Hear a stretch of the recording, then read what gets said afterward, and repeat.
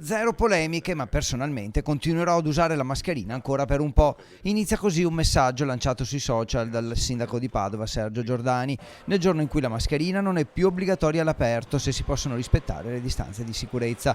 Un atto facoltativo e individuale, spiega il sindaco, che risponde al buon senso e al concetto che è meglio una sicurezza in più che una in meno.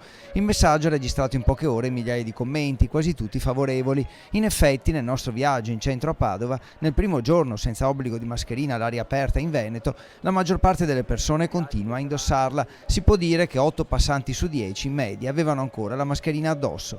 Ovviamente nei luoghi chiusi la metto, ecco, primo giorno di libertà. Che sensazione è girare senza? Molto strana perché mi sembra che manchi qualcosa, ecco. Ancora un po' di timore o no?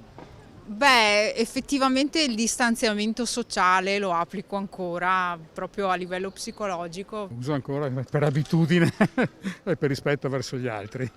Pensa la continuerà ad usare, per quanto ha già un'idea?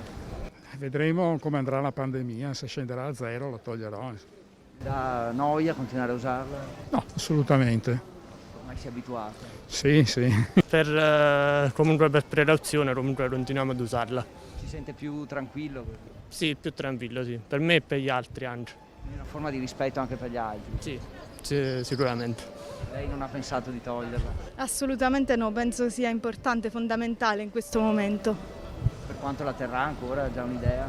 Il più possibile. Per scelta, per sicurezza, perché sono fragile praticamente e quindi posso essere aggredito facilmente. Quando vede invece chi adesso non la usa più da oggi, le fa paura? No, non mi fa paura, però dico, se gli anziani sono fragili e la applicano, dovrebbero collaborare queste persone anche a beneficio degli anziani.